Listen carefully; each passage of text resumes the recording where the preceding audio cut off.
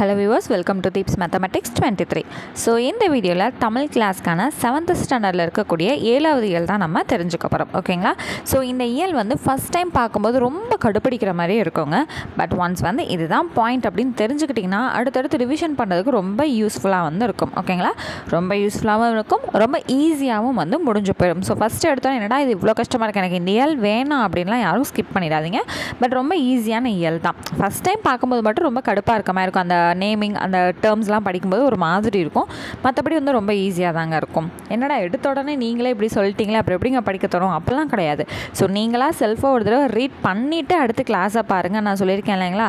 அப்போ அதை ரீட் பண்ணிவிட்டு நீங்கள் கிளாஸை பார்க்காம விட்டுட்டிங்கன்னா, ஏன்னா இது ஈஸிங்கிறேன், அப்போ நீங்கள் கிளாஸ் பார்த்தா தானே உங்களுக்கு தெரியும். ஆல்ரெடி நான் ரீட் பண்ணி பார்க்கும்போதே அது கஷ்டமாக தான் இருந்துச்சு, கிளாஸ் பார்த்தாலும் கஷ்டமாக தான் இருக்குங்கிற மாதிரி எண்ணம் தானே இருக்கும். ஸோ அதுக்காக தான் நான் முன்கூட்டியே சொல்கிறேன், ஒரே ஒரு தடவை மட்டும் ரீட் பண்ணிவிட்டு கிளாஸை பாருங்கள், ஈஸியாக தான் இருக்கும். ஓகேங்களா? ஸோ 7வது இயலில் ஃபஸ்ட்டு செய்யுள் என்னென்னு பாருங்கள், விருந்தோம்பல். ஸோ விருந்தோம்பல்னால் ஆல்ரெடி வந்து நமக்கே தெரியும். ஸோ அதனால் உள்ளே வந்து பார்க்கணுங்கிற அவசியம் வந்து இருக்காது. இதில் ஒரு சின்ன விஷயம் மட்டும் நம்ம தெரிஞ்சுக்க வேண்டியதாக இருக்கும். என்ன அப்படின்னா, கடையேழு வள்ளல்களில் ஒருத்தர் யார் அப்படின்னா பாரி. அந்த பாரியோட மகள்களை பற்றின சில விஷயங்கள் வந்து இதில் வந்து நம்ம கற்றுக்க போகிறோம். ஓகேங்களா? அவ்வளோதான். அடுத்தது இது வந்து பார்த்திங்கன்னா ஒரு மனப்பாட பாடல்.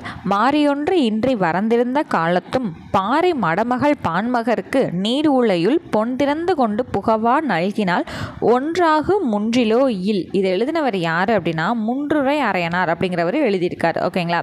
சரி, இப்போ வாங்க சொல்லும் பொருளும் பார்த்துருவோம். மாரி அப்படின்னா மலை. இது நம்ம சின்ன வயசுலேருந்து நம்ம படிச்சுட்டு இருக்கக்கூடிய ஒன்று தான். வரந்திருந்த அப்படின்னா வறண்டு இருந்த. புகவா அப்படின்னா உணவு. ஓகேங்களா? உணவாக. மடமகள் அப்படின்னா இளமகள். நல்கினால் கொடுத்தாள். நல்கினால்னால் என்னது? கொடுத்தாள். முன்றில் அப்படின்னா வீட்டில் இருக்கக்கூடிய முன்னாடி இடம், அதாவது முன்னாடி காலத்துலலாம் வீட்டுக்கு முன்னாடி திண்ணையும் சேர்த்து கட்டுவாங்க இல்லைங்களா? ஸோ இதுதான் முன்றில்னால் வீட்டுக்கு முன்னாடி இருக்கக்கூடிய திண்ணையை வந்து குறிக்குது. ஸோ இந்த பாடலில் முன்றில்ங்கிறது வீட்டை வந்து குறிக்குது. முன்றில்னால் ஆக்சுவலாக வீட்டுக்கு முன்னாடி இருக்கக்கூடிய திண்ணை, ஆனால் இந்த பாடலில் முன்றில்ங்கிறது வீட்டை வந்து குறிக்கிறாங்க. ஓகேங்களா? சரி, இந்த சொல்லும் பொருளும் வந்து படிச்சுக்கோங்க. இதில் ரொம்ப முக்கியமான ஒரு விஷயம், பாடலின் பொருள் படிச்சுக்கோங்க. இதில் இப்பாடலில் இடம்பெற்றுள்ள பழமொழி வந்து என்னென்னு பார்த்தீங்கன்னா, ஒன்றாகு முன்றிலோ இல்லுங்கிறது என்னென்னா பழமொழி. ஸோ இந்த முன்றுரை அரையனார் எழுதின பாடல்கள் வந்து எதில் இடம்பெற்றிருக்கு அப்படின்னு வந்து பார்த்திங்கன்னா பழமொழி 400 அப்படிங்கிற நூல். ஓகேங்களா? ஸோ இவர் எழுதின புக்கு தான் பழமொழி 400ங்கிறது. நம்ம ஆல்ரெடி வந்து படிச்சிருக்கோம் இல்லைங்களா? பழமொழி 400 பற்றி ஒரு பாடல் படித்தோம் இல்லைங்களா? சரி, இப்போ அவர் எழுதினதில் அந்த 4 வரியில் கடைசி வரி எப்போவுமே என்னவாக தான் இருக்கும்னா பழமொழியாக மட்டும்தான் இருக்கும். அதனால தான் இந்த புக்கோட பேர் என்னது? பழமொழி 400. அந்த வகையில் இந்த பாடலில் எது பழமொழினா ஒன்றாகு முன்றிலோ இல். ஒன்றுமில்லாத வீடு அப்படின்னு சொல்லிட்டு எதுவுமே கிடையாது அப்படிங்கிறது தான் இதுக்கான அர்த்தம். ஓகேங்களா? ஸோ பாடலோட பொருளை படித்து பார்த்திங்கனாலே வந்து உங்களுக்கு இது வந்து புரியும். ஓகேவா? சரி, அடுத்தது பழமொழி 400ஓட நூலின் ஆசிரியர் வந்து யார்? முன்றுரை அரையனார். இப்போ தானே சொன்னேன். ஓகே, இவர் வந்து எந்த நூற்றாண்டை சேர்ந்தவர் அப்படின்னா 4ஆம் நூற்றாண்டை சேர்ந்தவர். இவர் புக்கு பேர் பழமொழி 400ங்க. அதனால் அந்த 400ல் அந்த 4ஆம் நூற்றாண்டை சேர்ந்தவர் தான் அந்த முன்றுரை அரையனார். ஓகேவா? பழமொழி 400ஓட கடவுள் வாழ்த்து பாடல் மூலம் இவர் வந்து எந்த சமயத்தை சேர்ந்தவர்னு தெரியுதுன்னா சமண சமயத்தை சேர்ந்தவர் அப்படின்னு வந்து நம்மளால் தெரிஞ்சுக்க முடியுது. ஸோ ஃபஸ்ட்டு பேராகிராஃபில் 3 பாயிண்ட் தெரிஞ்சுக்கிட்டோம். இந்த நூல் பழமொழி 400 எழுதினவர் முன்றுரை அரையனாருங்கிறது தெரிஞ்சுக்கிட்டோம். இவர் வந்து 4ஆம் நூற்றாண்டை சேர்ந்தவர்னு தெரிஞ்சுக்கிட்டோம். இவர் எழுதின இந்த கடவுள் வாழ்த்து மூலமாக இவர் சமண சமயத்தை சேர்ந்தவர்னு நம்ம தெரிஞ்சுக்கிட்டோம். அறக்கருத்துக்கள் நிறையா கூறுது அப்படின்னாலே அது எந்த நூல்கள் இல்லைங்க? 17 கீழ்கணக்கு நூல்களில் 1. அப்போ பழமொழி 400ம் 17 கீழ்கணக்கு நூல்களில் 1. சரி, இதில் 400 பாடல்கள் வந்து இருக்குங்கிறது நமக்கு தெரியும். இந்த நூலோட பேரை வச்சு என்ன சொல்லிடலாம்? 400 பாடல்களை கொண்டதுங்கிறத நம்ம சொல்லிடலாம். ஒவ்வொரு பாடலின் இறுதியிலும் ஒரு பழமொழி இடம் பெற்றிருப்பதால் இது பழமொழி 400 எனும் பெயர் பெற்றது. ஓகேங்களா? ஸோ இந்த நூலிலிருந்து ஒரு பாடல் எடுத்து தான் நமக்கு பாடப்பகுதியில் கொடுத்துருக்காங்க. என்னென்ன கற்றுக்கிட்டோம்? பழமொழி 400ஓட ஆசிரியர் பெயர் முன்றுரை அரையனார்னு கற்றுக்கிட்டோம். இவர் கிபி 4ஆம் நூற்றாண்டை சேர்ந்தவர்னு கற்றுக்கிட்டோம். பழமொழி 400ஓட கடவுள் வாழ்த்து மூலமாக இவர் சமண சமயத்தை சேர்ந்தவன் தெரிஞ்சிட்டோம். இது 17 கீழ்கணக்கு நூல்களில் 1. 400 பாடல்களை கொண்டது. ஒரு பாடலையும் கடைசியில் பழமொழி இடம்பெற்றிருக்கனால இந்த நூலோட பெயர் பழமொழி 400. அவ்வளோதாங்க, சிம்பிளாக முடிஞ்சிருச்சா?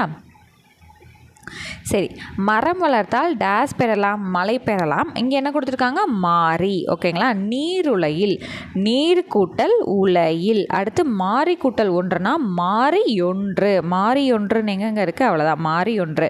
3 1 மார்க் தான். டக்குன்னு முடிச்சிட்டோமா? அடுத்து வயலும் வாழ்வுங்கிறதுல இதை யார் எழுதுனாங்க அப்படின்னா, இதை தொகுத்தவங்க நாட்டுப்புற பாடல். இதை தொகுத்தவர் யாருன்னா கீவா ஜெகநாதன். ஓகேங்களா? கீவா ஜெகநாதன். சரி, சொல்லும் பொருளும் பாருங்கள். குழி அப்படின்னா நில அளவை பெயர்.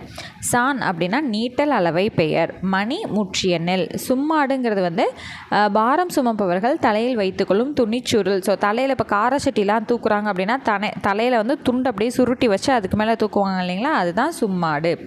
சீலைனா புடவை. மடைங்கிறது வயலுக்கு நீர் வரும் வழி. ஸோ நல்லா பார்த்துக்கோங்க, வரும் வழி, போகுங்கிறது கிடையாது, வரும். ஓகேங்களா? கழலுதல் அப்படின்னா உதிர்தல். ஸோ தெளிவாக படித்து வச்சுக்கோங்க. அடுத்து நூல்வழி நமக்கு முக்கியமானது. நாட்டுப்புறங்களில் உழைக்கும் மக்கள் தங்கள் களைப்பு தெரியாமல் இருப்பதற்காக பாடும் பாடலை நாட்டுப்புற பாடல். ஸோ இது ஆல்ரெடி 6th ஸ்டாண்டர்டில் நான் சொல்லி கொடுத்துருக்கேன் இல்லைங்களா? ஒரு வேலை செய்யும்போது களைப்பு தெரியாமல் பாடுறது தான் நாட்டுப்புற பாடல்கள். அதுவும் அது என்னது? வெறும் வாய்மொழி இலக்கியம் அப்படிங்கிறத சொல்லி கொடுத்துருக்கேன்னா. ஸோ என்ன பார்த்துருக்கோம்? தாளாட்டு அப்படிங்கிறதுல தாள் கூட்டல் ஆட்டுங்கிறதெல்லாம் நம்ம படித்தோமா 6th? அதில் தாள்ங்கிறது என்னன்னு சொல்லி கொடுத்தேன்? நாக்கு அப்படிங்கிறத சொன்னேன்னா, நாக்கை ஆட்டி பாடுறதுனால அது தாளாட்டு. ஓகேங்களா? அடுத்தது வாய்மொழி இலக்கியம் என்றும் வழங்குவர். ஸோ இது என்னது? இதனை வாய்மொழி இலக்கியம் என்றும் வழங்குவர். இப்போ தான் சொன்னேன். பல்வேறு தொழில்கள் குறித்த நாட்டுப்புற பாடல்களை மலையருவி எனும் நூலில் கீவா ஜெகநாதன் தொகுத்துள்ளார். ஸோ இப்போ நமக்கு கொடுத்துருக்க பாடல் எந்த நூல்லேருந்து இடம்பெற்றிருக்கு அப்படின்னா, மலையருவி அப்படிங்கிற புக்கிலேருந்து நமக்கு இடம்பெற்ற ஒன்று தான். ஓகேங்களா? ஸோ ஒரு தடவை ரீகால் பண்ணிடுவோமா? இந்த பாடலோட பேர் என்னது?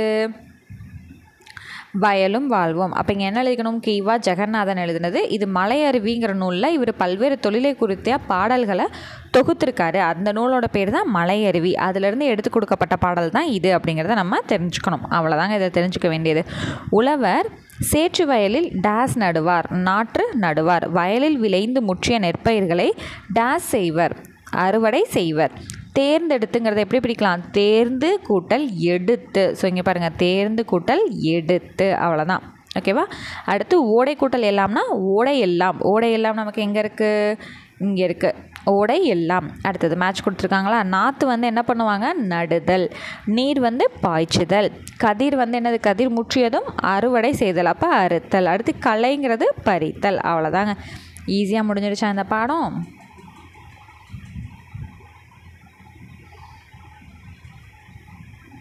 சரி, அடுத்தது திக்கெல்லாம் புகழரும் திருநெல்வேலி. ஸோ இந்த பாடமும் இதுக்கு அடுத்து வரக்கூடிய பாடம் தான் கொஞ்சம் கஷ்டமாக இருக்கிற மாதிரி இருக்கும். பட் ரொம்பவே ஈஸியான பாடம் தாங்க.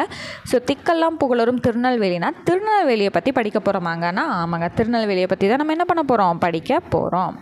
சரி, திருநெல்வேலியில் என்ன ஆறு அமைஞ்சிருக்கு? தாமிரபரணி ஆறுங்கிறது தான் இருக்குது இல்லைங்களா? சரி, இப்போது தமிழ்நாட்டை ஆண்ட மன்னர்கள் யார் யார்? சேர, சோழ, பாண்டியர் 3 பேர் இருந்தாங்கன்னு தெரியும். பாண்டிய மன்னரோட தலைநகரம் எது அப்படின்னு பார்த்தீங்கன்னா மதுரைன்னு தெரியும். அதோட 2வது தலைநகரமாக எதை வச்சுருந்தாங்கன்னு பார்த்தீங்கன்னா இந்த திருநெல்வேலி தான். ஓகேங்களா? பாண்டியர்களோட தலைநகரம் மதுரை, அவர்களோட 2வது தலைநகரம் திருநெல்வேலி. ஓகேங்களா? அப்போ பாண்டியர்களோட தொடர்புடையது தான் இந்த திருநெல்வேலி. இதில் இம்பார்ட்டன்ட் பாயிண்ட்ஸ் எங்கெங்கே இருக்குங்கிறத நான் உங்களுக்கு சொல்லி கொடுத்துட்றேன். நீங்கள் ஒரு தடவை லெசன் ஃபுல்லாக ரீட் பண்ணிவிட்டு அதுக்கப்புறம் இந்த இம்பார்ட்டன்ட் பாயிண்ட்ஸை மட்டும் படிச்சுக்கோங்க. ஓகேங்களா? சரி, இந்த திக்கெல்லாம் புகழரும் திருநெல்வேலி அப்படிங்கிற கோட்ஸை சொன்னவர் யார் அப்படின்னா திருஞான சம்பந்தர் தான் சொல்லியிருக்காரு. ஓகேங்களா? திக்கெல்லாம் புகழரும் திருநெல்வேலி அப்படிங்கிறத சொன்னவர் திருஞான சம்பந்தர். அடுத்தது தன் பொருணை புனல் நாடு அப்படின்னு சொன்னவர் சேக்கிலார். தன் பொருணை அப்படிங்கிறது நதி. தன் பொருணை புனல் நாடு அப்படின்னு சொன்னவர் சேக்கிலார். ஸோ திக்கெல்லாம் புகழரும் திருநெல்வேலின்னு சொன்னவர் திருஞான சம்பந்தர். ஓகேவா? திக்கெல்லாம் அப்படின்னு சொல்லி தி அப்படின்னு ஆரம்பிக்குதா? அப்போ திருஞான சம்பந்தர். திக்கு திருஞான சம்பந்தர். தி. ஓகேங்களா? அடுத்து தன் பொருணை புனல் நாடு அப்படின்னு சொல்லியிருக்காங்க. என்னங்க புரியாத பாஷையிலே புனல் அது இதுன்னு பேசுகிறீங்க, எங்கள் சேக்கு புரிகிற மாதிரி பேசுங்க அப்படின்னு. எங்கள் சேக்கு அப்படிங்கிறப்ப சேக்கிலார். ஓகேவா? நல்லா ஞாபகம். திக்கெல்லாம் புகழரும் திருநெல்வேலிங்கிறது திருஞான சம்பந்தர். தன் பொருணை புனல் நாடுங்கிறது சேக்கிலார். இத்தனை தடவை நான் ரிப்பீட் பண்ணுறேன்னா இது அவ்வளோ தூரம் இம்பார்ட்டண்ட்டான ஒன்று. ஓகேங்களா? இது சும்மா ரீட் பண்ணிக்கோங்க, அந்தளவுக்கு முக்கியம் கிடையாது. அடுத்தது ரொம்ப இம்பார்ட்டண்ட்டானது திருநெல்வேலியில் இருக்கக்கூடிய பொதிகை மலையை பற்றி வந்து நிறையா வந்து பாடியிருக்காங்க. பொதியிலாயினும் இமயமாயினும் பதியெழு அறியா பழங்குடி என்று இளங்கோவடிகள் வந்து பொதிகை மலைக்கு முதலிடம் கொடுத்து பாடியிருக்காரு. ஓகேங்களா, இளங்கோவடிகள் தான் என்ன பண்ணியிருக்காரு, பொதிகை மலைக்கு ஃபஸ்ட்டு ப்ரையாரிட்டி கொடுத்து பாடியிருக்காரு. அதுக்கான பாடல் வரிகள் இதுதான். ஓகேங்களா, இங்கே பாருங்கள், இமயமாயினும் சொல்லிட்டு இமயமலையை பின்னாடி வச்சுட்டு பொதிகை மலையை தான் முன்னாடி வச்சுருக்காங்க. ஓகேங்களா, இப்படி பாடினவர் யார், இளங்கோவடிகள். ஸோ இளங்கோவடிகள் வந்து எந்த நூலங்க எழுதியிருக்காரு, சிலப்பதிகாரத்தை எழுதியிருக்காரு. சிலப்பதிகாரம் வந்து தமிழோட முதல் காப்பியம். இவரோட ஆண்டு வந்து எதுங்க, கிபி 2ஆம் நூற்றாண்டு. இவர் சேர மரபை சேர்ந்தவருங்கிறத சிலப்பதிகாரத்தோட பதிகம் வந்து கூறுது. ஸோ இந்த டீட்டெயில் எல்லாமே இளங்கோவடிகள்னு பார்க்கும்போது நீங்கள் ரீகால் பண்ணிக்கணும். 6th ஸ்டாண்டர்டில் 2வது இயரில் படித்தோம் இல்லைங்களா, அதெல்லாம் ரீகால் பண்ணிக்கணும். ஓகே, அடுத்தது திருக்கூடமலையை வந்து எப்படிலாம் புகழ்கிறாங்க அப்படின்னு பார்த்தீங்கன்னா, வானரங்கள் கனி கொடுத்து மந்தியோடு கொஞ்சம் மந்தி சிந்து கனிகளுக்கு வான்கவிகள் கெஞ்சும் அப்படிங்கிறத பெருமைப்படுத்தி பாடுறாங்க. அது எங்கே அப்படின்னா குற்றாலக்குறவஞ்சியில் திருக்கூட ராசப்ப கவிராயர் வந்து அப்படின்னு வந்து பாடியிருக்காரு. ஓகேங்களா, சரி, இப்போ இந்த பேஜில் ஒரு 4-5 இம்பார்ட்டன்ட் பாயிண்ட்ஸ் வந்து பார்த்தோமா. திக்கெல்லாம் புகழரும் திருநெல்வேலின்னு சொல்லிட்டு திருஞான சம்பந்தர் பாடியிருக்காரு. தன் பொருணை புனல் நாடுன்னு சேக்கிலார் பாடியிருக்காரு. பொதிகை மலையை முதன்மைப்படுத்தி பாடினவர் சேக்கிலார். அதுக்கான வரிகள் இது. அடுத்தது அந்த மலையை பற்றி ரொம்ப வர்ணித்து பாடினவர் யாருங்க, குற்றாலக்குறவஞ்சியில் திருக்கூட ராசப்ப கவிராயர் வந்து பாடியிருக்காரு. ஓகேங்களா, சரி, இப்போது ரொம்ப முக்கியமான இன்னொரு பாயிண்ட்டு, திருநெல்வேலி பகுதியை வளம் செழிக்க செய்யும் ஆறு தான் என்னது, தாமிரபரணி. இந்த தாமிரபரணி தான் முற்காலத்தில் என்னென்னு வழங்கிட்டு இருந்தாங்கன்னா தன்பொருணை நதின்னு வழங்கிட்டு இருந்தாங்க. ஓகேங்களா, அப்போ 5 பாயிண்ட் ஆச்சுங்களா அந்த பேஜில். சரி, அடுத்து வந்துடுவோம். ஸோ இந்த பாக்ஸ் ரொம்ப ரொம்ப ரொம்ப ரொம்ப முக்கியமான பாக்ஸுங்க. யூனிட் 8ல் நமக்கு அந்தளவுக்கு முக்கியமான கொஸ்டின் இது. ஓகேங்களா, திருநெல்வேலிக்கு பக்கத்தில் இருக்கக்கூடியதான் ஆதிச்சநல்லூர் என்னும் இடத்தில் நிகழ்த்தப்பட்ட அகழாய்வில் இறந்தவர்களின் உடல்களை பழந்தமிழர்கள் பயன்படுத்திய முதுமக்கள் தாளிகள் கண்டெடுக்கப்பட்டன. ஸோ முதுமக்கள் தாளிகள் கண்டெடுக்கப்பட்ட இடம் எது அப்படின்னா ஆதிச்சநல்லூருங்கிறது நமக்கு தெரியும். அந்த ஆதிச்சநல்லூர் எங்கே இருக்குன்னா திருநெல்வேலிக்கு பக்கத்தில் தான் இருக்குது. ஓகேங்களா, ஸோ இது நம்மளோட யூனிட் 8ல் ஆக்சுவலாக இது ப்ரீவியஸ் கொஷின் பல தடவை நமக்கு கேட்கப்பட்டிருக்கு. ஓகேங்களா, முதுமக்கள் தாளி கண்டெடுக்கப்பட்ட இடம் வந்து ஆதிச்சநல்லூருங்க. ஆதிச்சநல்லூர் திருநெல்வேலிக்கு பக்கத்தில் இருக்குது.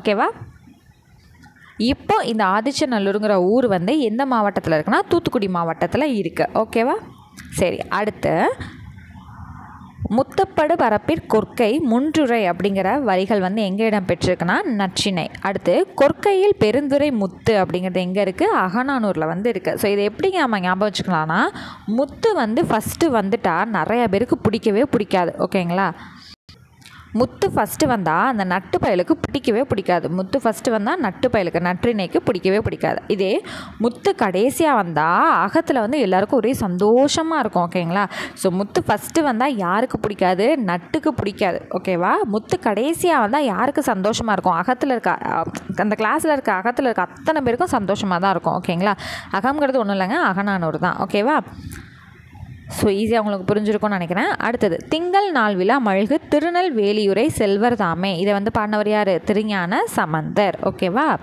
ஸோ திங்கள் அப்படிங்கிறது வந்து இது வந்து என்ன போட்டுறாங்கன்னா திங்கள் தோறும் அங்கே வந்து திருவிழா வந்து நடைபெற்றுகிட்டே இருக்கும். ஓகேங்களா, அவ்வளோதான், வேறு ஒன்றும் இல்லை. அடுத்தது நெல்லை மாநகரில், நெல்லை இப்போ திருநெல்வேலியோட மருவு பெயர் என்ன அப்படின்னு வந்து பார்த்திங்கன்னா நெல்லை. தஞ்சாவூரோட மருவு பெயர் தஞ்சையா, அதே போல் திருநெல்வேலியோட மருவு பெயர் என்னன்னு கேட்டாங்கன்னா நெல்லை. இதை மார்க் பண்ணி வச்சு படிச்சுக்கோங்க. ஓகேங்களா, ஓகே. காவற்புரை தெரு அப்படின்னு வந்து அங்கே சொல்லுவாங்களாம். அது வந்து என்ன அப்படின்னு பார்த்தீங்கன்னா ஜெயில் இருக்குது இல்லைங்களா, ஸோ அதை தான் வந்து காவற்புரை தெருன்னு வந்து சொல்லுவாங்க. அடுத்தது கூளைக்கடை தெரு அப்படின்னா என்னன்னு பார்த்தீங்கன்னா தானியம் வந்து குறிக்கும். கூளம்ங்கிறது வந்து என்னென்னா தானியம். அப்போ வந்து இந்த மாதிரி வந்து போய் வந்து மளிகை பொருள்லாம் வாங்கிட்டு வருவாங்க இல்லைங்களா, அதை தான் என்னென்னு சொல்லுவாங்க, கூளைக்கடை தெரு அப்படின்னு வந்து சொல்லுவாங்க. அக்கச்சாலை அப்படின்னு வந்து சொல்லுவாங்க. என்னென்னா இப்போ கோல்டெல்லாம் வாங்கணுன்னா கரெக்டாக கடைக்கு போகிறோமா, ஸோ அந்த ஏரியாவை அக்கச்சாலை அப்படின்னு வந்து சொல்லுவாங்க. ஸோ இந்த பேஜில் என்னென்ன படித்தோன்னு தெரிஞ்சுக்கலாமா. ஸோ திருநெல்வேலிக்கு பக்கத்தில் தான் ஆதிச்சநல்லூர் இருக்குது. அந்த ஆதிச்சநல்லூர் இப்போ வந்து தூத்துக்குடி மாவட்டத்தில் வந்து இருக்குது. ஸோ அங்கே வந்து என்ன கண்டெடுத்தாங்க, முதுமக்கள் தாளிகள் வந்து அகழாய்வு செய்யும்போது கண்டெடுத்தாங்க. அப்படியே அடுத்து வந்தோன்னா முத்து ஃபஸ்ட்டு வந்தால் நட்டுக்கு பிடிக்காது, முத்து லாஸ்ட்டில் வந்தால் அகத்தில் அத்தனை பேருக்கும் சந்தோஷமாக இருக்கும். இது படித்தோமா? அடுத்தது திங்கள் தோறும் அங்கே என்ன நடக்கும்? திருவிழா நடக்கும். அதை பற்றி பாடினவர் திருஞான சம்பந்தர். சரி, காவற்புரை தெருனா ஜெயில் இருக்கிற ஏரியா, கூளைக்கடை தெருனா மல்லிகை ஜாமான் வாங்க போகிற ஏரியா, கூலம் அப்படிங்கிறது தானியம், அக்காச்சாலைங்கிறது வந்து பொற்தெரு. ஓகேங்களா, பொற்காசுகள் உருவாக்கும் இடம். அவ்வளோதான், முடிஞ்சுதுங்களா? அடுத்தது வந்து பார்த்திங்கன்னா ரொம்ப இம்பார்ட்டண்ட்டானது, தாமிரபரணி ஆற்றின் மேற்கு கரையில் திருநெல்வேலியும் கிழக்கு கரையில் பாளையங்கோட்டையும் அமைந்துள்ளன. இங்கே பாருங்கள், இதுதான் என்னதுங்க? தாமிரபரணின்னு வச்சுக்கோங்க. கிழக்கு பக்கம் என்ன இருக்குதா? கிழக்கு பக்கம் வந்து பாளையங்கோட்டை இருக்குது, மேற்கு பக்கம் திருநெல்வேலி இருக்குது. ஸோ தாமிரபரணியோட கிழக்கு பக்கம் பாளையங்கோட்டை, மேற்கு பக்கம் திருநெல்வேலி, அப்படி வந்து மார்க் பண்ணி வச்சுக்கோங்க. இது ரெண்டையுமே வந்து இரட்டை நகரங்கள்னு சொல்லுவாங்க. திருநெல்வேலியும் பாளையங்கோட்டையும் என்ன சொல்கிறாங்க? இரட்டை நகரங்கள்னு சொல்கிறாங்க. இங்கே தான் பாளையங்கோட்டையை பொறுத்தளவில் கல்வியில் வந்து மேம்பட்ட இடம் இல்லைங்களா? ஸோ அதனால் வந்து அந்த பாளையங்கோட்டை வந்து என்ன சொல்கிறாங்க? தென்னிந்தியாவோட ஆக்ஸ்போர்ட் அப்படின்னு வந்து சொல்கிறாங்க. ஸோ நிறைய நீங்களாம் ஸ்கூல் படிக்கும்போது பார்த்துருப்பீங்க. பாளையங்கோட்டை கொஸ்டின் பேப்பரை வாங்கி ட்ரை பண்ணுங்கள், அப்போ தான் நீங்கள் எந்த லெவலில் இருக்கீங்கன்னு தெரியும் அப்படின்ற மாதிரிலாம் நிறையா சொல்லியிருப்பாங்க இல்லைங்களா? அப்போ பாளையங்கோட்டை அப்படிங்கிறது வந்து அதிக கல்வி நிலையங்கள் இருக்கனால தென்னிந்தியாவோட ஆக்ஸ்போர்ட் அப்படின்னு வந்து சொல்கிறாங்க. ஓகேங்களா?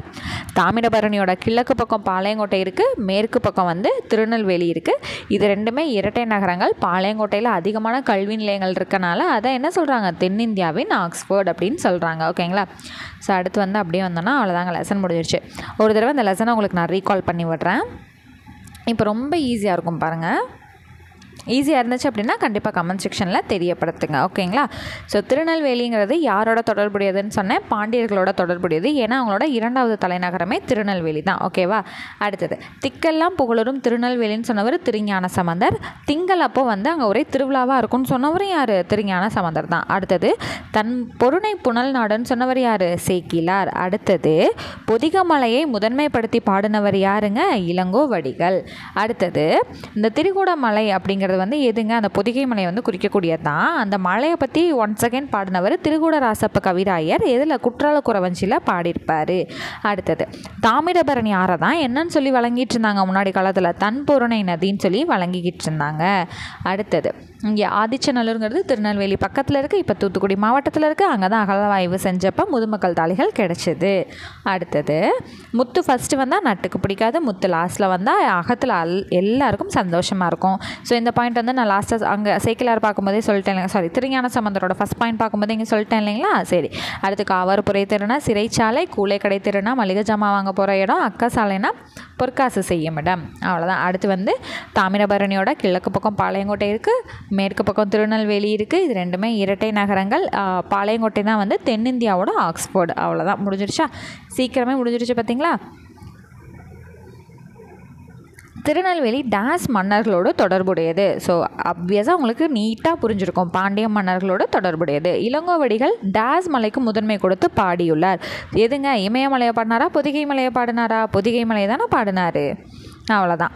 அடுத்தது, திருநெல்வேலி டேஸ் ஆற்றின் கரையில் அமைந்துள்ளது. ஸோ தாமிரபரணி ஆற்றில் தான் நமக்கு அமைந்திருக்கு. அவ்வளோதாங்க. ஸோ அடுத்து பார்த்திங்கன்னா மேட்ச் த ஃபாலோயிங். தன்பொருணைங்கிறது எதுங்க? முன்னாடி காலத்தில் தாமிரபரணியை தான் என்னன்னு சொன்னாங்க? தன்பொருணை அப்படின்னு சொன்னாங்க. அடுத்தது, அக்கசாலைங்கிறது என்னதுங்க? பொன்னாணயங்கள் உருவாக்கும் இடம். கொற்கை அப்படிங்கிறது என்னங்க?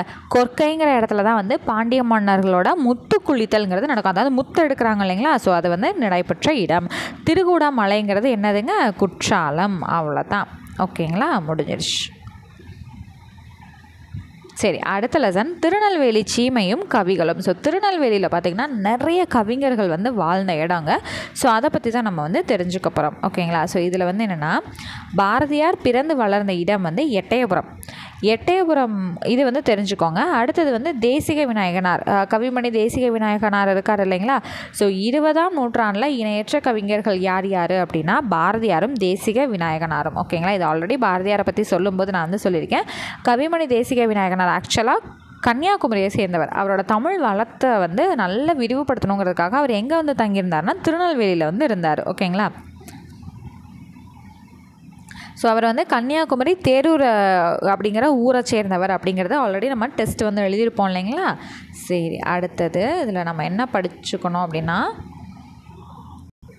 முக்கூடல் பல்லு அப்படிங்கிற நூலில் இடம்பெற்றது வந்து என்னென்னா, ஆற்று வெள்ளம் நாளை வர தோற்றுதே குறி மலையாள மின்னல் ஈழ மின்னல் சூழ மின்னுதே. இந்த வரி வந்து எந்த புத்தகத்தில் இடம்பெற்றதுன்னா, முக்கூடல் பல்லு அப்படிங்கிற புத்தகத்தில் நூலில் வந்து இடம்பெற்றது. ஓகேங்களா, அதை வந்து படிச்சு வச்சுக்கோங்க. அடுத்தது, ஸோ இது ஃபுல்லாக வந்து ஜஸ்ட் ரீட் அவுட் பண்ணிக்கோங்க. நம்ம கொடுக்கக்கூடிய ரிவிஷன் நோட்ஸ் இருக்குது இல்லைங்களா, ஸோ அதை வச்சு இதை கம்பேர் பண்ணி படிச்சுக்கோங்க. ஓகே, இங்கே வந்து பார்த்திங்கன்னா பலப்பட்டடை சொக்கநாத புலவருங்கிற வந்து மதுரையை சேர்ந்த புலவர். இவர் வந்து திருநெல்வேலிக்கு வருகை கொடுத்துருக்காரு. ஓகேங்களா, அடுத்தது அப்படியே வந்திங்கன்னா, சீதக்காதி அப்படிங்கிற ஒரு வணிகர் வந்து இருந்தார். அவர் வந்து நிறைய பேருக்கு வந்து கவிஞர்களுக்கு அவங்களுக்குலாம் வந்து நிறைய வந்து காசெல்லாம் கொடுத்து உதவி வந்து செஞ்சுருக்காரு. ஓகேங்களா, ஸோ இவர் இந்த சீதக்காதி அப்படிங்கிற ஒரு வணிகர் இறந்தனால நிறைய பேர் வந்து ஃபீல் பண்ணியிருக்காங்க.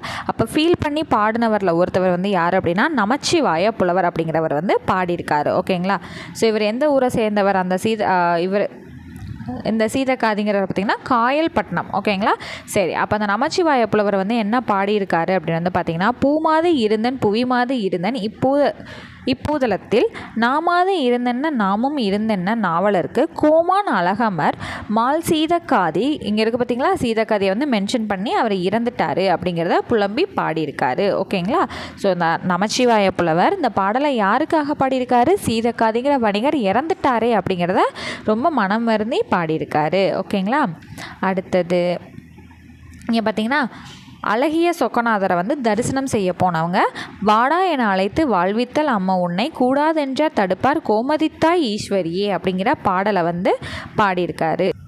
சாரிங்க அந்த கோமதி தாயை வணங்க போன அழகிய சொக்கநாதர் வந்து பாடியிருக்காரு. ஓகேங்களா, சரி. அடுத்தது திருஞான சம்பந்தர் வந்து ஒரு பாடலை வந்து சொல்லியிருக்காரு, நுண்துளி தூங்கும் குற்றாலம். ஸோ குற்றாலத்தை என்னன்னு வந்து சொல்லியிருக்காரு, 300 வருஷத்துக்கு முன்னாடி திருஞான சம்பந்தர் இந்த குற்றாலத்தை என்ன சொல்லியிருக்காரு, நுண்துளி தூங்கும் குற்றாலம்னு சொல்லியிருக்காரு. அடுத்தது மாணிக்க வாசகர் வந்து ஒரு பாடலை வந்து பாடியிருக்காரு, உற்றார யான் வேண்டான் ஊர் வேண்டான் பேர் வேண்டான் அப்படின்னு சொல்லிட்டு ஒரு பாடல் வந்து யாரை பற்றி பாடியிருக்காரு, திருநெல்வேலியில் இருக்கக்கூடிய விஷயங்களை பற்றி அவர் பாடியிருக்காரு, அதாவது குற்றாலம். ஓகேங்களா, அடுத்தது அப்படியே வந்தோன்னா, குற்றால குறவஞ்சியை எழுதின திருக்கூட ராசப்ப கவிராயர் வந்து என்ன சொல்லியிருக்காரு அப்படின்னு வந்து பார்த்தீங்கன்னா,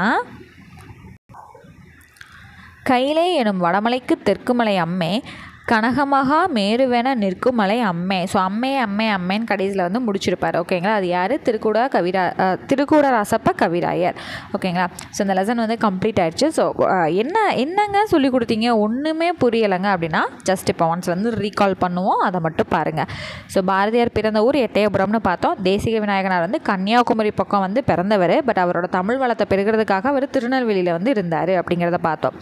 அடுத்தது வந்து பார்த்திங்கன்னா, முக்கூடல் பல்லில் இடம்பெற்ற பாடல் ஒரு வரி வந்து கொடுத்துருந்தாங்க, ஆற்று வெள்ளம் நாளை வர தோற்றுதே குறி அப்படிங்கிறது இருந்துச்சா, அதை படிச்சுக்க சொன்னோன்னா. அடுத்தது பலப்பட்டடை சொக்கநாத புலவர் வந்து மதுரையை சேர்ந்தவர், திருநெல்வேலிக்கு வருகை வந்து புரிஞ்சிருக்காரு. அடுத்தது வந்து என்ன படித்தோம், சீதக்காதிங்கிற ஒரு வணிகர், காயல்பட்டினத்தை சேர்ந்த வணிகர் இறந்துட்டதை ரொம்ப ஃபீல் பண்ணி பாடினவர் நமசிவாய புலவர். அந்த பாடல் வரிகளை வந்து இங்கே கொடுத்துருக்காங்க. அடுத்தது வந்து கோமதி தாய் அப்படிங்கிறவங்கள வணங்கினப்போ அழகிய சொக்கநாதர் வந்து இந்த வரிகளை வந்து பாடியிருக்காரு அப்படிங்கிறத நம்ம பார்த்தோம். அடுத்தது திருஞான சம்பந்தர் வந்து குற்றாலத்தை என்னன்னு சொல்லியிருக்காரு, நுண்துளி தூங்கும் குற்றாலம்னு சொன்னார். மாணிக்க வாசகர் வந்து ஒரு பாடல் வந்து பாடியிருக்காரு திருநெல்வேலியை பற்றி. அதுக்கப்புறம் வந்து குற்றால குறவஞ்சியை எழுதின திருக்கூடராசப்ப கவிராயர் வந்து குற்றாலத்தை பற்றி பாடியிருக்காரு. ஸோ இந்த இவங்கெல்லாம் பாடினாங்க அப்படிங்கிற பாடல் வரிகளை தான் நம்ம தெரிஞ்சுக்கிட்டோம். ஓகேங்களா, வேறு எதுவும் பெருசாக தெரிஞ்சுக்கலாம், அதிகபட்சம் ஒரு 7-8 பாயிண்ட்ஸ் இருக்கும், அவ்வளோதான். சரி, இது வந்து ஆக்சுவலாக பார்த்திங்கன்னா ஒரு கட்டுரை. இந்த கட்டுரை எழுதினவர் யார் அப்படின்னு வந்து பார்த்திங்கன்னா, டிகேசி என அழைக்கப்படும் டிகே சிதம்பரனார். இதை சுருக்கி தான் டிகேசின்னு வந்து அழைக்கிறாங்க. ஓகேங்களா, அடுத்தது வந்து என்னென்னா, இவரை வந்து என்னென்னு சிறப்பிச்சாங்கன்னா ரசிகமணி அப்படின்னு வந்து சிறப்பிச்சாங்க. இவரோட வீட்டில் எப்போவுமே என்ன பண்ணுவார்னா வட்ட தொட்டி அப்படிங்கிற ஒரு இலக்கிய கூட்டத்தை வந்து நடத்துவார். ஓகேங்களா, சரி. இவர் எழுதின இதய ஒளி அப்படிங்கிற நூலில் இருந்து தான் இந்த கட்டுரை வந்து நமக்கு எடுத்து கொடுக்கப்பட்டிருக்கு. சரிங்களா, இவரை என்னென்னலாம் புகழ்கிறாங்கன்னு பார்த்தீங்கன்னா, கடித இலக்கியத்தின் முன்னோடி, தமிழிசை காவலர், வளர்தமிழ் ஆர்வலர், குற்றால முனிவர். ஸோ குற்றாலத்தை பற்றி தான் அதிகமாக எழுதியிருக்காரு. ஸோ குற்றால முனிவர். ஓகேங்களா, சரி. டிகே சிதம்பரனார், இவர் தான் டிகேசின்னு வந்து அழைக்கிறாங்க. இவரை ரசிகமணின்னு வந்து அழைக்கிறாங்க. இவர் எழுதின இதய ஒளிங்கிற நூலில் இருந்து தான் இந்த கட்டுரையை வந்து நமக்கு எடுத்து கொடுத்துருக்காங்க. இவரை என்னென்னலாம் வந்து பாராட்டுறாங்க அப்படின்னு பார்த்தீங்கன்னா, கடித இலக்கியத்தின் முன்னோடி, தமிழிசை காவலர், வளர்தமிழ் ஆர்வலர், குற்றால முனிவர். ஸோ அந்த கட்டுரையை படிக்கிறத விட இந்த நூற்குறிப்பு ரொம்ப ஈஸியாக முடிஞ்சிடுச்சு பார்த்தீங்களா? அவ்வளோதாங்க. ஸோ 4-5 தடவை அந்த இம்பார்ட்டன்ட் பாயிண்ட்ஸை மட்டும் ரீட் பண்ணிகிட்டே இருந்தீங்கன்னா இந்த லெசனே உங்களுக்கு ரொம்ப ஈஸியாக தான் ஃபீல் ஆகும். ஓகேங்களா? அடுத்தது அணி இலக்கணம். ரொம்ப ரொம்ப ஈஸியானதுங்க. அணி அப்படின்னா என்னென்னு சொல்லி கொடுத்துருக்கேன் ஆல்ரெடி. அழகு அப்படிங்கிறத சொல்லி கொடுத்துருக்கேன்னா ஒரு விஷயத்துக்கு அழகு சேர்க்கக்கூடியது தான் வந்து அணி அப்படின்னு வந்து சொல்லுவோம். இப்போ என்ன பார்க்க போகிறோம்னா உவமை அணி வந்து பார்க்க போகிறோம். எடுத்துக்காட்டு பாருங்கள். மயில் போல ஆடினாள். அந்த பொண்ணு ஆடினான்னு சொல்லிட்டு போயிடலாம், ஆனால் அதை அழகாக சொல்கிறதுக்கு என்ன சொல்கிறோம்? மயில் போல ஆடினாள். ஓகேங்களா? மீன் போன்ற கண்கள். கண் அழகாக இருக்குன்னு சொல்லிடலாம், ஆனால் அது என்ன சொல்கிறாங்க? மீன் போன்ற கண்கள்ங்க அப்படின்னு வந்து சொல்கிறாங்க. இந்த தொடர்களை படித்தோம் அப்படின்னா அப்படியே கம்பேரிஷன் வந்து கொடுத்துருக்காங்க இல்லைங்களா? அது போல் இது போல் அப்படின்னு சொல்லியிருக்காங்களா? அப்போ அந்த போல போன்ற அப்படிங்கிறது என்னென்னா உவம உருபுகள். அந்த மயில், கண், அந்த மயில், மீன், அந்த மாதிரிலாம் சொல்லியிருக்காங்க இல்லைங்களா? அது என்னது? உவமை அல்லது உவமானம் அப்படின்னு வந்து சொல்லுவாங்க. ஓகேங்களா? இதுதான் உவமை அணி. சரி, அடுத்தது அகழ்வாரை தாங்கும் நிலம் போல தம்மை இகழ்வார் பொறுத்தல் தலை. ஸோ இங்கே பார்த்தீங்களா, அந்த போல அப்படிங்கிற உவம உருபு வந்துருச்சு அப்படின்னாலே அது என்னது? உவமை அணி. அவ்வளோதான், முடிஞ்சிருச்சா? சரி, இப்போ உவமை அணினா என்னன்னு பார்த்தோம். இப்போ உவமை அணியில் அந்த போல அப்படிங்கிற மாதிரி என்னென்னங்க இடம் பெறலாம்? அந்த உவம உருபு வேறு ஏதாவது இருக்கா அப்படின்னா போல, புறைய, அன்ன, இன்ன, அற்று, இற்று, மான, கடுப்ப, ஒப்ப, உரலை. ஸோ இந்த மாதிரி வார்த்தைகள் எல்லாமே என்னது தாங்க? உவம உருபுகள் தான். இது எல்லாமே எப்படி நமக்கு இடம்பெறும்? வெளிப்படையாக இடம் பெற்றுச்சு அப்படின்னா அதுதான் வந்து உவமை அணி. ஸோ இந்த மாதிரி ஸ்ட்ரெயிட்டாக போல, போன்றன்ட்டு வெளிப்படையாகவே அமையிறது தான் உவமை அணி. ஸோ வேறு ஒன்றுமே கிடையாது. முடிச்சதுங்களா? அடுத்தது எடுத்துக்காட்டு உவமை அணினா என்னன்னு பார்ப்போம். தொட்டனைத்து ஊரும் மணற்கேணி மாந்தருக்கு கற்றனைத்து ஊரும் அறிவு. ஸோ மணற்கேணியில் தோண்டிய அளவிற்கு நீர் ஊறும், மனிதர்கள் கற்கும் அளவிற்கு ஏற்ப அறிவு பெருகும் என்பதே இக்குறளின் கருத்தாகும். இதில் தொட்டனைத்து ஊரும் மணற்கேணி என்பது என்னது? உவமை. மாந்தருக்கு கற்றனைத்து ஊரும் அறிவு என்பது உவமையம். ஸோ ஒன்றுமே இல்லைங்க. தொட்டனைத்து தூரும் மணற்கேணினா எடுக்க எடுக்க தண்ணி வரும், அதே போல் மாணவர்கள் படிக்க படிக்க அறிவு வளரும். அப்போ அதே போலங்கிற வார்த்தை வந்து வெளிப்படையாக வராமல் மறைஞ்சு வந்திருக்கு இல்லைங்களா? போன இதில் உவமை அணியில் பார்க்கும்போது போல, போன்ற அதெல்லாமே வெளிப்படையாக வந்துருந்துச்சு. இப்போ இதை சொல்லும்போது கேணியில் தண்ணி இறக்க இறக்க வந்துக்கிட்டே இருக்கும், அதே போல் படிக்க படிக்க அப்படிங்கிறது அந்த அதே போலங்கிறது நம்ம விளக்கம் சொல்லும்போது தான் அந்த போல அப்படிங்கிறத யூஸ் பண்ணுறோமா? ஆனால் இவங்க இந்த இடத்துல அந்த போல அப்படிங்கிற வார்த்தையை கொடுக்கலை, திருவள்ளுவர் எழுதலை. அப்போ அந்த போல அப்படிங்கிற விஷயம் மறைஞ்சு வந்திருக்கு. அப்போது ஓம உருபு வந்து வெளிப்படையாக வராமல் மறைஞ்சு வந்துச்சுன்னா பார்த்தீங்களா, ஒரு தொடராக வந்து ஓம உருபு மறைந்து வந்தால் அது வந்து என்னது? எடுத்துக்காட்டு உவமையணி. ஓம உருபு வெளிப்படையாக வந்துருச்சுன்னா அது என்னது? உவமையணி. மறைஞ்சு வந்துச்சு அப்படின்னா எடுத்துக்காட்டு உவமையணி. அவ்வளோதான், முடிஞ்சுங்களா? ஸோ இதை நீங்கள் என்ன பண்ணணும்? அணி இலக்கணம் பக்கத்தில் எழுதி வச்சுக்கணும். உவமை அணினா உவம உருபு வெளிப்படையாக வருதல், எடுத்துக்காட்டு உவமை அணினா என்ன பண்ணணும்? மறைந்து வருதல் அப்படின்னு மட்டும் எழுதி வச்சுக்கணும். ஏன்னா அப்போ தான் ரீகால் பண்ணுறதுக்கு ஈஸியாக இருக்கும். சரிங்க, இதெல்லாம் ஓகே. இல் பொருள் உவமை அணினா என்னங்க அப்படின்னா உலகத்திலே இல்லாத ஒரு விஷயத்தை சொல்லக்கூடியது தான், கம்பேர் பண்ணி சொல்லக்கூடியது தான் வந்து இல் பொருள் உவமை அணி. அப்படின்னா என்னென்னா பொன்மழை பொழிந்தது. ஸோ தங்கம் எப்படிங்க மழையாக பொழியும்? ஓகேங்களா? பொன்மழை பொழிந்தது போல் அப்படின்னு சொல்கிறாங்க. போலுங்கிறது வந்துச்சு அப்படின்னா உவமையணின்னு உங்களுக்கு தெரியும். ஆனால் இது இல்லாத ஒரு விஷயத்த சொல்கிறனால இது என்னது? இல் பொருள் உவமையணி. அடுத்தது கொம்பு முளைத்த குதிரை போல். அதுதான் யூனிகான் இருக்கேங்க, கொம்பு முளைச்ச குதிரை தானே அப்படின்னு கேட்டிங்கன்னா இல்லாத ஒரு விஷயத்த இமேஜின் பண்ணுறது. ஓகேங்களா? அப்போ அது என்னது? இல் பொருள் உவமை அணி. ஸோ ஒன்ஸ் அகெயின் வந்து உங்களுக்கு நான் எக்ஸ்பிளைன் பண்ணிடுறேன். உவமை அணி அப்படின்னா என்னதுங்க? உவம உருபு வெளிப்படையாக வரக்கூடியது தான் வந்து உவமை அணி. அடுத்தது எடுத்துக்காட்டு உவமை அணினா அந்த உவம உருபு மறைந்து வரக்கூடியது எடுத்துக்காட்டு உவமை அணி. இல் பொருள் உவமை அணினா உலகத்தில் இல்லாத ஒரு விஷயத்தை எடுத்துக்காட்டாக நம்ம சொல்கிறது இல் பொருள் உவமை அணி. அவ்வளோதாங்க. ஓகேங்களா? ஸோ அடுத்து வந்து நம்ம இதில் என்ன படிக்கணும் அப்படின்னா இந்த பாடல்லாம் தேவையில்லை, பிகாஸ் இது வெறும் நாட்டுப்புற பாடல் தான். யார் எழுதுனா என்ன ஏதுன்னு எதுவுமே இல்லாதப்போ அந்த பாடல்களை நம்ம வாசித்து பார்க்க வேண்டிய அவசியம் கூட நமக்கு கிடையாது. ஓகேங்களா? அப்படியே ஸ்ட்ரெயிட்டாக அப்படியே வந்தோன்னா இங்கே பாருங்கள், தொடருக்கு பொருத்தமான உவமை எடுத்து எழுதுக. ரொம்ப ரொம்ப முக்கியமானது. பகுதி ஆள வந்து நமக்கு இடம்பெறக்கூடிய ஒரு விஷயம். என் தாயார் என்னை டேஸ் காத்து வளர்த்தார். எப்படி? கண்ணிமை காப்பது போல் என்னை காத்து வளர்த்தார். ஓகேங்களா? இந்த ஆப்ஷன்ஸை படித்து பார்க்கும்போது உங்களுக்கே வந்து ஃபீல் ஆகும். அடுத்தது நானும் என் தோழியும் டேஸ் இணைந்து இருப்போம். ஆப்ஷனை படித்து பாருங்கள். இஞ்சி தின்ற குரங்கு போல இணைந்திருக்க முடியும், நகமும் சதையும் போல தான் இணைந்திருக்க முடியும். அடுத்தது திருவள்ளுவரின் புகழை டேஸ் உலகமே அறிந்துள்ளது. எலியும் பூனையும் போலவா அறிஞ்சிருக்கு? கிடையாது. உள்ளங்கை நெல்லிக்கனி போல். உள்ளங்கை நெல்லிக்கனி போல் என்னங்க அப்படின்னா, உள்ளங்கையில் நெல்லிக்காயை வச்சா மறைக்கவா முடியாது, எல்லாருக்குமே தெரியும். அப்போ திருவள்ளுவரோட புகழ் எல்லாருக்குமே தெரியும் அப்படிங்கிறது தான் உள்ளங்கை நெல்லிக்கனி போல். அடுத்தது, அப்துல் கலாமின் புகழ் டேஸ் உலகெங்கும் பரவியது. குன்றின் மேலிட்ட விளக்கு போல தான் பரவி இருக்கு. குன்றின் மேல் இட்ட விளக்கு எல்லாருக்குமே தெரியும். குடத்துக்குள்ளே இட்ட விளக்கு யாருக்கு தெரியும்? வச்சவங்களுக்கு மட்டும் தான் நாங்கள் வச்சேன்னு தெரியும். அப்போ ஆன்சர் என்னது? குன்றின் மேலிட்ட விளக்கு. அடுத்தது, சிறு வயதில் நான் பார்த்த நிகழ்ச்சிகள் டேஸ் என் மனதில் பதிந்தன. கிணற்று தவளை போல கிடையவே கிடையாது. பசுமரத்தாணி போல் பதிஞ்சிருக்கு. மனசில் பதிஞ்சிருச்சுங்க அப்படின்னு சொல்லும்போது பசுமரத்தாணி போல் எனக்கு பசுமரத்தில் வந்து ஆணி அடித்தா என்ன ஆயிடும்? நல்லா பதிஞ்சிடும், எடுக்கவே முடியாது. அதுதான். ஓகேங்களா? அடுத்தது, இது வந்து நமக்கு தேவையில்லைங்க. அப்படியே ஸ்ட்ரெயிட்டாக இங்கே வந்தீங்கன்னா, சிவிலைசேஷன்னா நாகரிகம், ஃபோக்லோர் நாட்டுப்புறவியல், ஹார்வெஸ்ட் அறுவடை, இரிகேஷன் நீர்ப்பாசனம், ஃபாரினர் அயல் நாட்டினர், அக்ரிகல்ச்சர் வேளாண்மை, பொயட் கவிஞர், பேடி நெற்பயிர், கல்டிவேஷன் பயிரிடுதல், அக்ரானமி உளவியல். ஸோ இந்த லெசன் வந்து இப்போ உங்களுக்கு ரொம்ப ஈஸியாக இருக்கும் அப்படிங்கிறத நான் நம்புகிறேன். ஸோ நெக்ஸ்ட் லெசன் நெக்ஸ்ட் கிளாஸில் பார்க்கலாம். தேங்க்யூ.